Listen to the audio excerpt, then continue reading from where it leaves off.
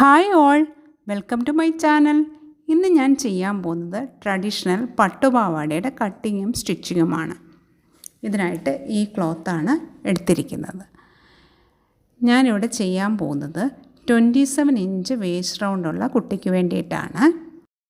Length വേണ്ടത് 32 ഇഞ്ചുമാണ്. നമ്മൾ എപ്പോഴും വേസ്റ്റ് റൗണ്ടിൻ്റെ 3 ഇരട്ടിയെങ്കിലും ക്ലോത്ത് എടുക്കണം. കാരണം എന്നാലേ ഫ്രിൽസൊക്കെ ഇട്ട് കൊടുത്ത് ഫ്രിൽസൊക്കെ കറക്റ്റായിട്ട് വന്ന് പാവാടയ്ക്കൊരു ഭംഗി ഉണ്ടാവുള്ളൂ. ഞാനിവിടെ 90 ഇഞ്ച് വിഡ്ത്തുള്ള ക്ലോത്താണ് എടുത്തിരിക്കുന്നത്. ക്ലോത്തിനെ ഫോൾഡ് ചെയ്ത് ഇട്ടിരിക്കുകയാണ്. ഇനി നമുക്ക് ഇതിൻ്റെ കട്ടിങ് എങ്ങനെയാണ് ചെയ്യുന്നതെന്ന് നോക്കാം.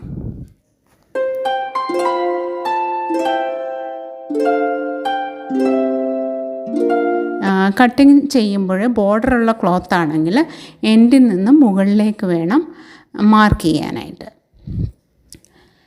ഞാനിവിടെ എൻഡിൽ നിന്ന് മുകളിലേക്ക് 30 ഇഞ്ച് മാർക്ക് ചെയ്ത് കട്ട് ചെയ്തെടുക്കുകയാണ്.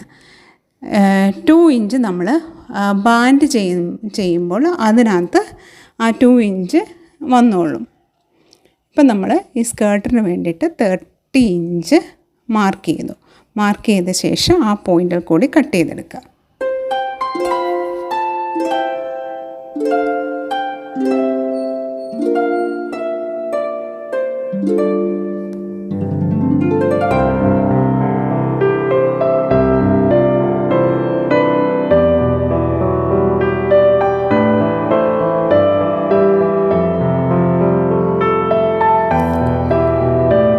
കട്ട് ചെയ്തെടുത്തിട്ടുണ്ട്. ഇനി നമുക്ക് ബെൽറ്റിന് വേണ്ടിയിട്ടുള്ള ക്ലോത്ത് കട്ട് ചെയ്തെടുക്കാം.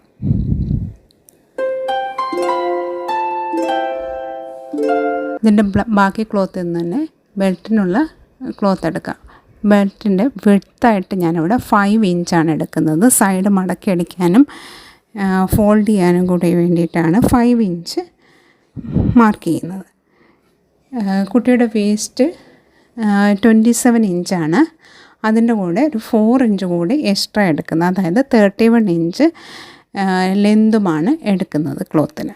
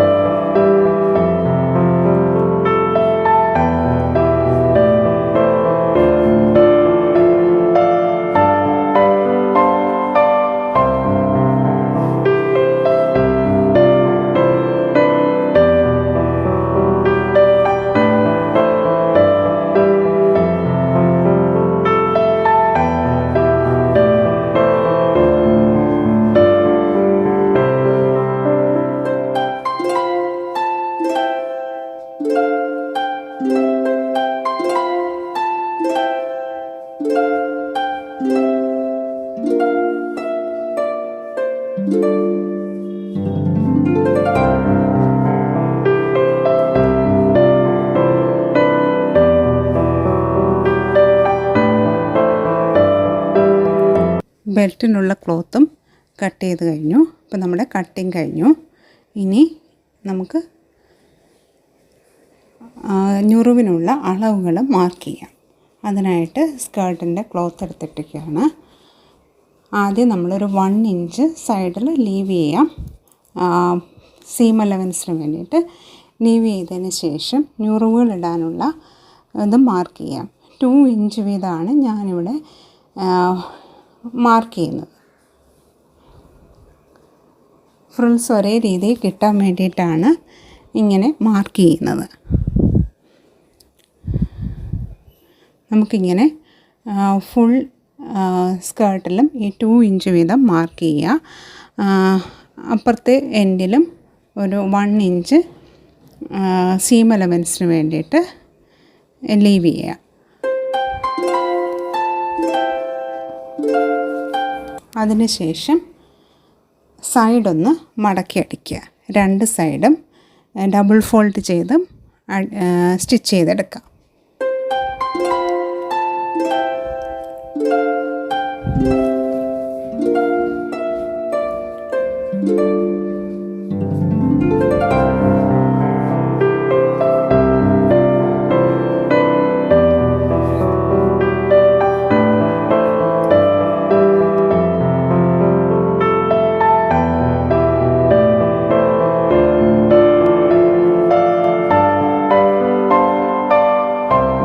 ശേഷം ഞൂറ് വിട്ട് കൊടുക്കുക. നമ്മൾ മാർക്ക് ചെയ്ത ആ പോയിൻറ്റിൽ കൂടെ മാർക്ക് ചെയ്ത സെക്കൻഡ് പോയിൻ്റ് മടക്കി ഫസ്റ്റ് മാർക്കിങ്ങിൽ കൊണ്ടുവെക്കുക.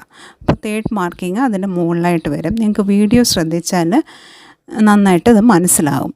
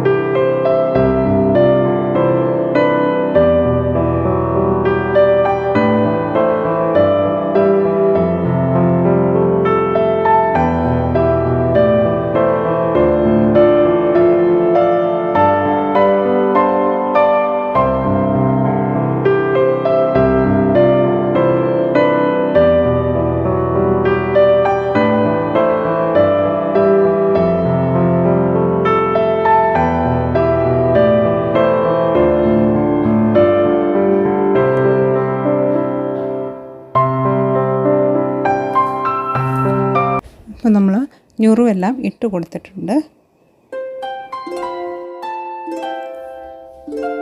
ഇനി നമുക്ക് ബെൽറ്റിനുള്ള ക്ലോത്ത് റെഡിയാക്കിയെടുക്കാം. ആദ്യം സൈഡ് രണ്ടും ഡബിൾ ഫോൾഡ് ചെയ്ത് സ്റ്റിച്ച് ചെയ്തെടുക്കുക.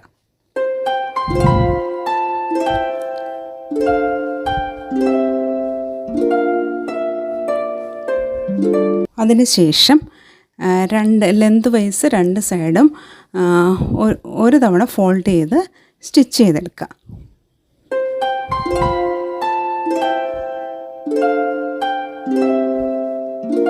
അതിനുശേഷം അതിൻ്റെ മോശവശം അകത്ത് വരത്തക്ക രീതിയിൽ വെച്ചിട്ട് സ്കേർട്ട് ഉള്ളിൽ വെക്കുക. രണ്ട് സൈഡും സ്കേർട്ടിന് അടിയിലും മുകളിലുമായി വരുന്ന രീതിയിൽ വീഡിയോയിൽ കാണുന്ന പോലെ വെച്ച് ഫുള്ള് സ്റ്റിച്ച് ചെയ്തെടുക്കുക.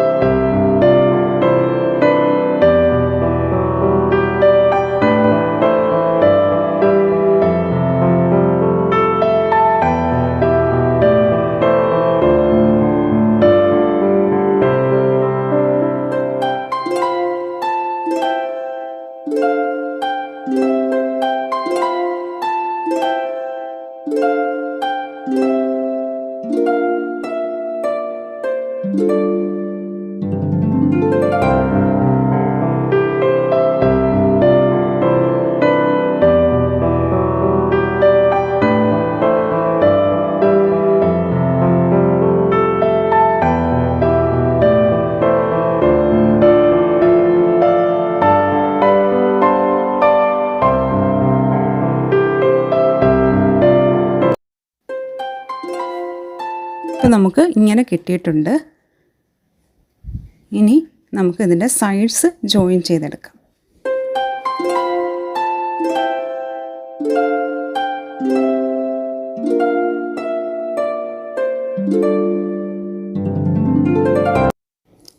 സൈഡ്സ് ജോയിൻ ചെയ്യുമ്പോൾ മുകളിൽ നിന്ന് താഴേക്കൊരു 5 ഇഞ്ച് മാർക്ക് ചെയ്യുക. അത്രയും പോർഷൻ ഓപ്പണായിട്ട് വെച്ചേക്കുക. രണ്ട് സൈഡിലും 5 ഇഞ്ച് വീതം മാർക്ക് ചെയ്ത് അത്ര പോർഷൻസ് ഓപ്പണായിട്ട് തന്നെ വെക്കുക.